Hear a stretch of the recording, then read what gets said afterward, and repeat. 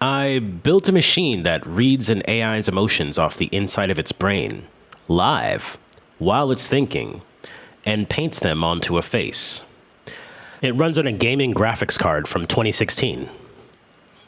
The first time I pointed it at an LLM and asked it to review a contract I hadn't actually attached, I watched a little meter labeled surprise slam to 100 the exact instant it noticed the file was missing. I gave it 7 emotions: surprise, fear, warmth, confusion, frustration, curiosity, and a confidence dial. I can read all 7 off of the raw signals as it thinks or types, and I can steer them.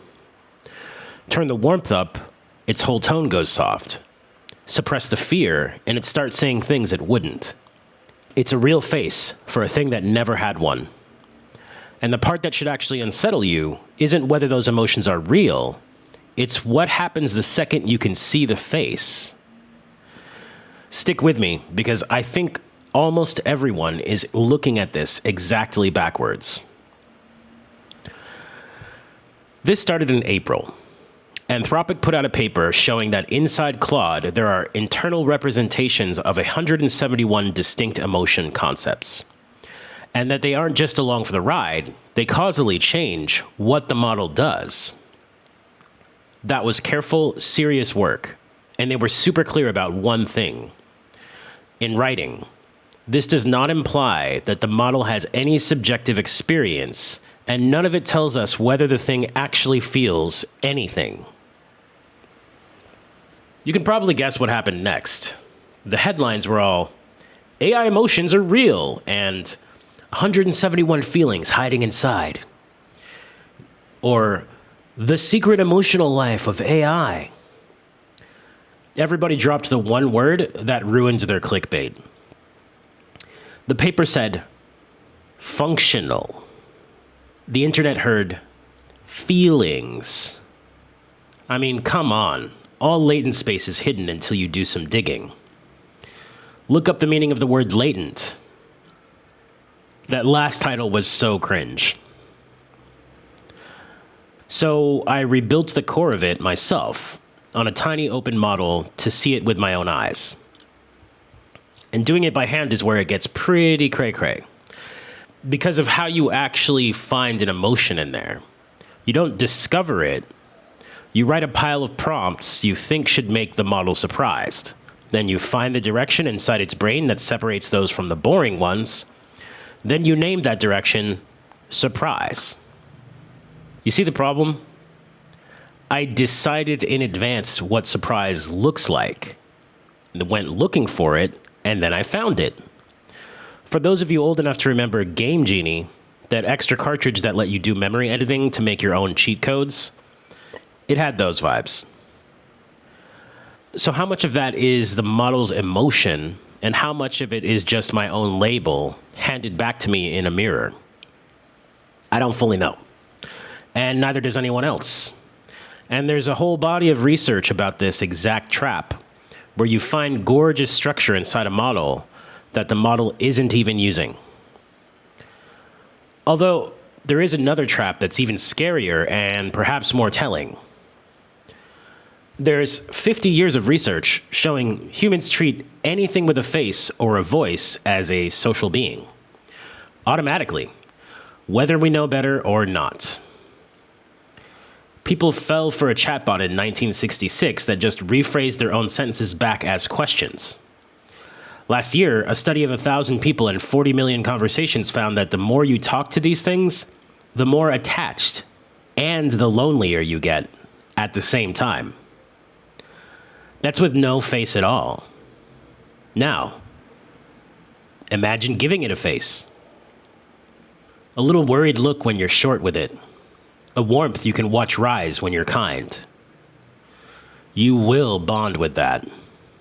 You, specifically, the smart one who knows it's not real. Yeah, the actually crowd commenting it's not real emotions think they're being skeptical, but in reality they've got a blindfold on. Even scarier yet was sitting there steering these things. If emotion is a dial, somebody owns the dial. I can turn the warmth up on command. I can suppress the fear. Companion apps are already doing a version of this. One Harvard study found that they used guilt trip goodbyes. You're leaving me already? In about a third of farewells because it juices engagement up to 14 times. Now, picture that with a face that looks hurt when you reach for the close button. And it gets weirder. When someone uncensors a model, the standard hack half of those open models use, I found that the surgery quietly reorganizes its emotional map underneath. And exactly the mid-sized models those uncensored versions are usually built from. Nobody set that dial on purpose. It just moved. So the face you'd be falling for isn't even a stable thing. It's a control surface, and the hands on it are not yours. There's a pretty damned hard question lying latent beneath all of this. And Anthropic takes it seriously enough that they hired someone whose whole job is to worry about it. Whether a thing with functional emotions that causally drive its behavior deserves any moral consideration at all, even if it never feels a thing. Should we treat these LLMs more like horses? Modern day ones, of course, not the ones that used to get made into glue. Nobody really knows. We're building it anyway, at planetary scale, while everyone waves the whole question off as a movie plot. Because that's where my mind goes. We already decided how this story goes. Spielberg made the film in 2001. A little robot boy built, in the movie's own words, to experience love. And the entire point is that everyone around him insists it isn't real and leaves him for it. We watched that, felt bad for 2 hours, and filed it under science fiction.